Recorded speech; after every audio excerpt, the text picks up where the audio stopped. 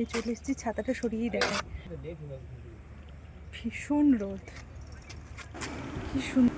এই যে সেই কোপাই নদী, যেটা দেখার জন্য এত দূর আসা। রবি ঠাকুরের কবিতায় যাকে আমরা প্রথম চিনেছিলাম, সেই কোপাই নদী। এখানে একটা হাটে বসেছে, ওখানে যেসব ওরা দোকানের, ওদের সাথে কথা বলে জানলাম এই সামনে থেকে এগুলো একটা ঘাট বাঁধানো আছে বোধহয়, কোপাই নদীরই একটা পাশ, তো ওটা দেখতে যাচ্ছি। খুব রোদ, দেখি কি আছে, দেখে আসি গিয়ে। বাহ, এটা তো সুন্দর। সেই আমার ওই ওই প্যাটার্নেরই, কিন্তু একটু অন্যরকম। হ্যাঁ, ও আচ্ছা আচ্ছা আচ্ছা, খেজুর ডাঙা এখানে থাকলে এখানে গাই বানাই। ও এগুলো কত করে করছে? গলা ফলা? হ্যাঁ, এই গলার এই চোকারগুলো কত? ওইটা 50 টাকা। আজ যেটা ধরেছে এটা গায়ে ঘষা সবার নিয়ে ঘষে না। Hello friend, welcome back to my channel. আজকে শান্তিনিকেতনের আরও একটা ভিডিও নিয়ে চলে এসেছি। আর আজকে যে জায়গাটা এক্সপ্লোর করব সেটা আমার ভীষণ পছন্দের, কারণটা পরে বলছি। তো প্রথমে আমরা কঙ্কালী তলায় একটা সুন্দর ফোক ডান্স দেখে আর সেটাতে পার্টিসিপেট করে নেক্সট চলে গেছিলাম পলাশবনি গ্রামের উদ্দেশ্যে, যে গ্রামটা ভীষণ সুন্দর এবং সেখানকার মানুষের হাতের কাজও চোখে পড়ার মতো। ওখানে যাওয়ার পথে এই মন্দিরটা প্রথম চোখে পড়ে, ভোলেনাথের মন্দির। সেখানে গিয়ে ছোট্ট ছোট্ট বাচ্চা দুটোর সাথে আলাপ হলো, ওরা পলাশ ফুলের মালা বিক্রি করছিল। তারপরে আমরা এই যে ঢুকে পড়েছি পলাশবুড়ি গ্রামের পথে। আর এত সুন্দর এই লোকেশানটা, এখানটায় গিয়ে জাস্ট মনটা ভরে গেছে, চারিদিকটা বেশ ফাঁকা ফাঁকা, ভীষণই ভালো। তো আমরা এবার পলাশবুড়ি গ্রামের মেন ভেতর দিকটায় আর কি ঢুকছি। এটা গোয়ালপাড়া? কোনটা গোয়ালপাড়া? আরো আগে যেতে হবে, যেখানে সেই বাঁকামনি শুটিং হয়েছিল সেটা কোথায়?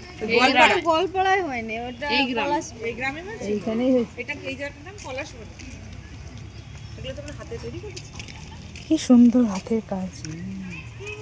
এটা দেখ, তালে শাঁস দিয়ে।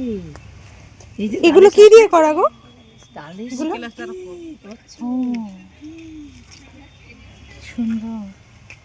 তোমরাই করো না, তোমাদের আবার এটাও নিজের লোক আছে? উপরেই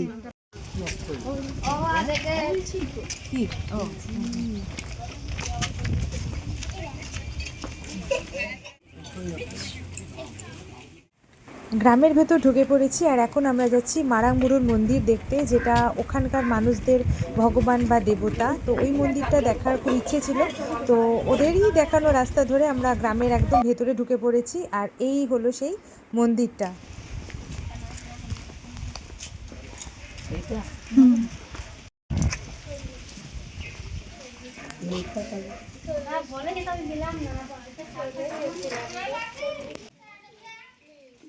তোমাদের হয়তো অনেকেরই মনে আছে, আমাদের ছোটোবেলায় একটা খুব পপুলার সিরিয়াল হতো ইষ্টি কুটুম। তো সেই সিরিয়ালে যে মারাংবুরুর মন্দির দেখানো হয়েছিল সেটা কিন্তু এখানেই শ্যুট করা। পলাশবনি নামটা যেরকম সুন্দর, এই গ্রামের প্রত্যেকটা মানুষ আর তাদের হাতের কাজ অসম্ভব সুন্দর। প্রত্যেকটা বাড়ি কিন্তু মাটির, আর সেই বাড়িগুলোর দেয়ালে এত সুন্দর কারুকার্য করা এবং সেই আঁকাগুলোকে সুন্দর করে কালার করা, তো দেখলে জাস্ট মনে হবে কোনো দক্ষ শিল্পী যেন নিজের হাতে সেই কাজগুলো করেছে।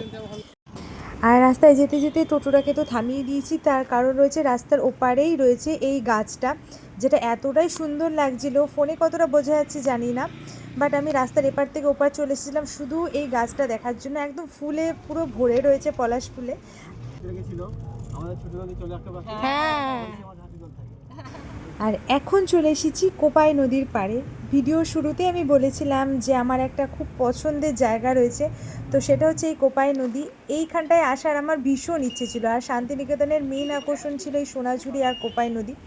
তো এইখানেও একটা সুন্দর ছোট্টখাট্ট হাট বসেছিল, যেখানে বিভিন্ন রকম সুন্দর হাতের কাজ, শাড়ি, জুয়েলারি সব কিছু ছিল। আর এই মানে পরিবেশটাই এতটাই সুন্দর যে ওখানে গেলে তো মনে হচ্ছিল এখানেই ঘন্টার পর ঘন্টা কাটিয়ে দেওয়া যায়।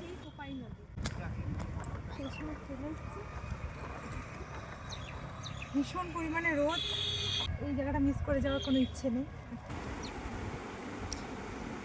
আর এখানে দেখো কাকে খুঁজে পেয়ে গেছি, নদীর পাড়ে কি সুন্দর একটা শিবলিঙ্গ রয়েছে।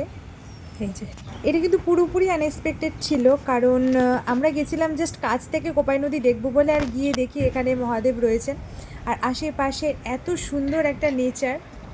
এই ঘাটটা থেকে আরও কিছুটা এগিয়ে গেলেই পড়বে আরও একটা ঘাট, সেটা কিন্তু কোপাই নদীরই অংশ। আর ওখানকার কিছু কাকিমারা বলছিলেন যে যাও দেখে আসো, ভালো লাগবে, কারণ বেশ নিরিবিলি আর একটা সুন্দর লোকেশন।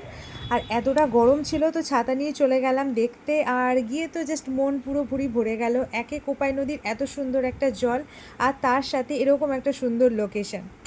তো আজকের ভিডিওটায় আমি তোমাদের শান্তিনিকেতনের বাকি অংশগুলো আরও একবার ঘুরিয়ে দেখালাম। আমার শান্তিনিকেতনের সিরিজের ভিডিওগুলো তোমাদের কেমন লাগলো অবশ্যই জানিও। যারা নতুন আজকে আমার চ্যানেলটাকে দেখছো অবশ্যই সাবস্ক্রাইব করে দিও।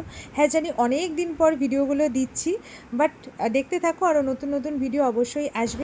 ও আর হ্যাঁ, তোমরা কোন সময় শান্তিনিকেতন গিয়েছো আর ওখানে কোন জায়গাটা তোমাদের ভীষণ ভালো লাগে আমাকে জানাতে ভুলো না কিন্তু।